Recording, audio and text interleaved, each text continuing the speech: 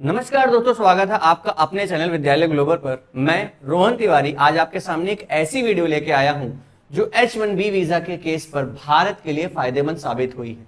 दोस्तों, हम सब जानते हैं पिछले कुछ दिनों में अमेरिका ने एकदम से डिसीजन लिया और कहा कि हम H1B वीजा जो भारतीयों के लिए और दुनिया भर के वर्कफोर्स जो अमेरिका में काम करती है उसकी हम फीस बढ़ा करके $1,00,000 कर देंगे, जो अपने आप में एक बहुत बड़ा अमाउंट है और एक लोड है किसी भी पर्सन के लिए अमेरिका में काम करने के लिए।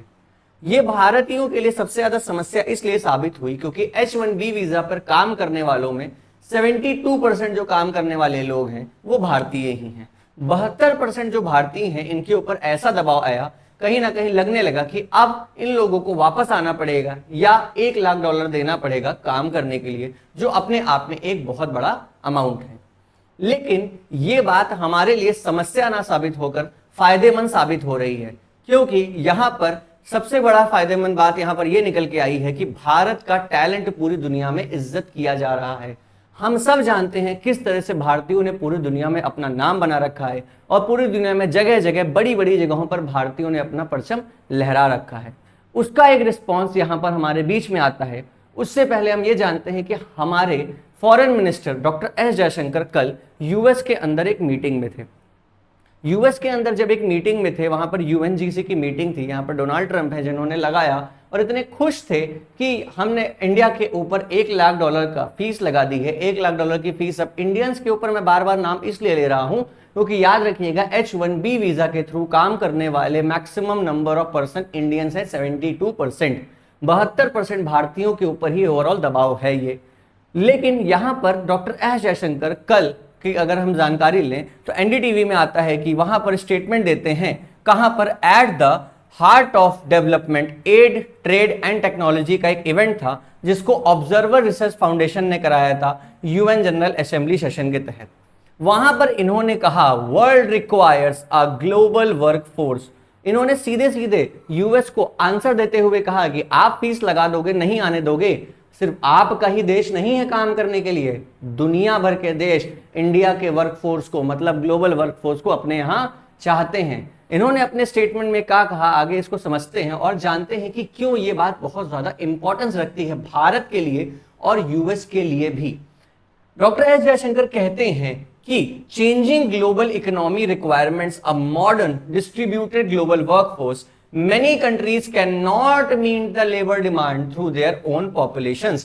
ये बात सत्य है कि आपके देश की पॉपुलेशन के अंदर क्या पता इतनी कैपेबिलिटी ना हो जो दूसरे देश के लोगों को बुला करके आप पूरी कर सकते हैं। बहुत सारे दुनिया में ऐसे देश है जहां पर भारत के टैलेंट की जरूरत है, भारत के लोगों की जरूरत है। तो जो लोग आज यूएस में काम कर रहे हैं उनके लिए समस्या अगर खड़ी हो रही है, अगर उनकी डिमांड है तो उस डिमांड का फायदा 100% कोई दूसरी कंट्री उठाएगी ही उठाएगी। कोई दूसरी कंट्री उसका फायदा उठाएगी और वो अपने यहां उन लोगों को बुलाना चाहेगी। यहां पर सर ने इस तरीके से इशारा करते हुए कहा कि दुनिया भर के लोगों को जरूरत है, सिर्फ आपको नहीं। ही रिमार्क्स कम ऑन, ये रिमार्क कब आया? H1B वीजा की फीस पर प्रेसिडेंट डोनाल्ड ट्रंप के थ्रू ये डिस्प्रोपोर्शनेटली इंडिया पर ही इंपैक्ट करेगा, रिफ्लेक्ट करेगा बॉर्डर ट्रेड पर और इमिग्रेशन टेंशन भी बढ़ेगी। लोग आएंगे जाएंगे, नहीं आएंगे, ये समस्या बनेगी हमारे लिए। लेकिन डॉक्टर एस जयशंकर एम्फेसिस करते हुए इस बात को कहते हैं more efficient and adaptable model हमें पूरी दुनिया में चाहिए ग्लोबल वर्कफोर्स के लिए। Emphasise the need of new flexible trade arrangements and response to evolve. देखिए, जिस तरीके से दुनिया में एकदम से बदलाव आते जा रहे हैं उसकी वजह से हमें फ्लेक्सिबल सिस्टम अपना बनाना पड़ेगा। जैसे दुनिया में बदलाव आ रहे हैं वैसा काम करना पड़ेगा। फ्लेक्सिबल रहने का मतलब होता है हम अपनी चीजों पे अड़े ना रहें। अड़े रहेंगे तो हम काम नहीं कर पाएंगे। हम अगर किसी व्यक्ति के हिसाब से और अपने हिसाब से चीजों को ढालते हैं बैलेंस ऑफ पावर बना करके, तो पूरी दुनिया को और पूरी दुनिया में आपको काम करने में आसानी होगी। ये कहीं ना कहीं बहुत ज्यादा एम्फेसिस देते हुए इस बात को सर ने कहा। और ये कहते हैं कि डिस्पाइट द ऑब्स्टिकल्स, इतनी परेशानियां आ रही हैं। इस पॉइंट को बहुत ध्यान से रखिएगा। हमारे विदेश मंत्री ने कितनी बड़ी बात उनकी धरती पे जाकर के कही। Advancement in technology and connectivity making trade and international cooperation easier. जितनी टेक्नोलॉजी बढ़ती जा रही है और कनेक्टिविटी जितनी अच्छी बढ़ती जा रही है, आज पूरी दुनिया से कनेक्ट करना आसान होता जा रहा है। And greater unpredictability and volatility necessities resilience. जो अनप्रेडिक्टेबिलिटी बढ़ती जा रही है, कहीं दुनिया में वॉर हो जा रही है, कहीं बम गिर जा रहा है, कहीं ट्रेड रूट रुक जा रहे हैं, कहीं दिक्कत आ जा रही है, तो वहां पर हमें वॉलेटाइल नेसेसिटीज को पूरा करना पड़ेगा। और self resilience specially for large countries like India, हमको अपने आप पर खुद डिपेंडेंट होना होगा, ना कि दूसरों पर डिपेंडेंट होकर रहना पड़ेगा।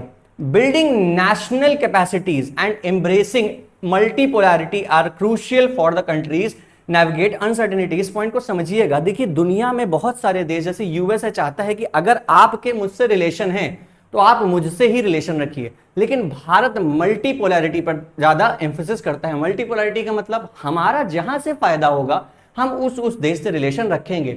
ये नहीं है कि हम आपसे ही रिलेशन रखते हैं तो हम आपको ही जानते हैं। और इसको एम्फेसाइज कहा कि हमको मल्टीपोलर, सबका साथ सबका विकास जो एक शब्द होता है, हम सबको लेकर के चलें और सबको समझें, क्योंकि कहीं ना कहीं सबके पास गुड्स हैं और सबके पास बैड्स हैं। जो सबकी अच्छाई है वो दूसरे के काम आए, जो बुराई है उसको हटाने का प्रयास किया जाए।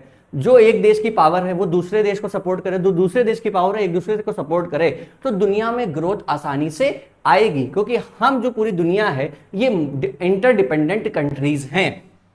और सबसे एम्फेसिस देखिए कितनी बड़ी बात पे कही, इंडिया डिजिटल पब्लिक इंफ्रास्ट्रक्चर जो हमारा भीम एनपीसीआई के द्वारा है, ये एग्जाम्पल है how nation model can be shared to the adopted globally. हम आज पूरी दुनिया में यूपीआई को स्प्रेड कर रहे हैं कि भारतीय लोग यूपीआई से विदेशों में भी आसानी से पेमेंट कर सकें।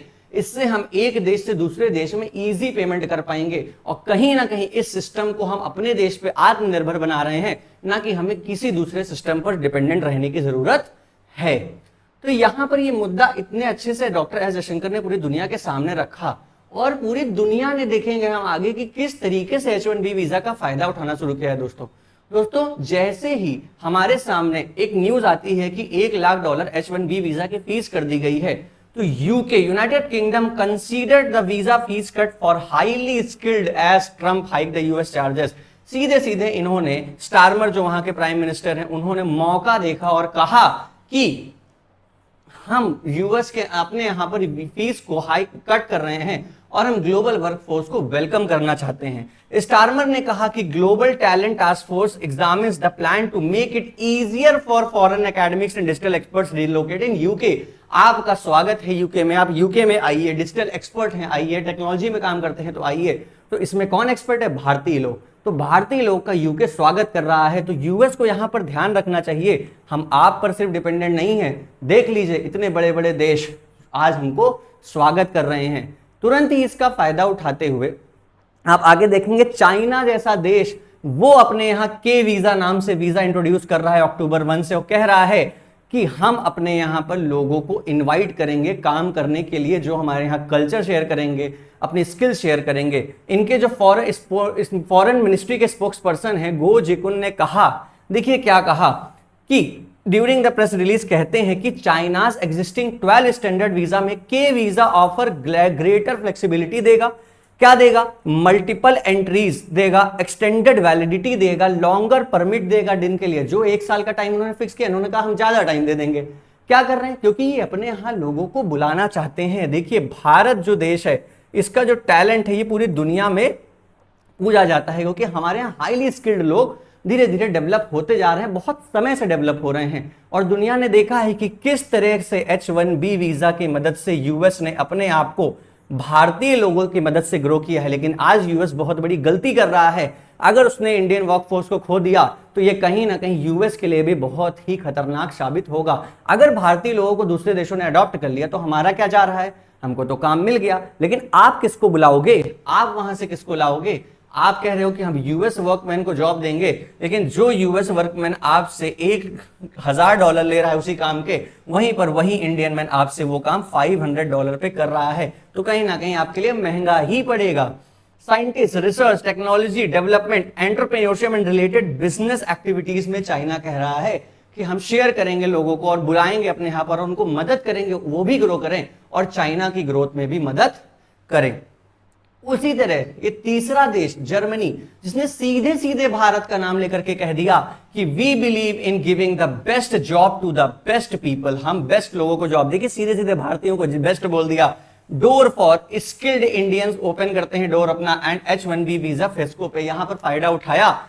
उन्होंने कहा we demand growing IT management science tech Germany sees India as a key partner मानता है और एक्मैन इनवाइट करता है अपॉर्चुनिटीज जर्मनी में एक्सप्लोर करें और जर्मनी में भारतीयों का स्वागत किया जाएगा और उनको बहुत ही अच्छी सुविधा दी जाएगी, वो आए और जर्मनी के साथ काम करें और ये भारत और जर्मनी रिलेशंस के लिए बहुत अच्छा माना जाएगा। इन्होंने एम्फसाइज करते हुए कितना अच्छा एग्जांपल दिया, Indians are among the top earners in Germany, सबसे ज्यादा पैसा कमाते हैं। सबसे ज्यादा पैसा कमाते हैं तो क्या, a high salary means Indians are contributing big time to our society.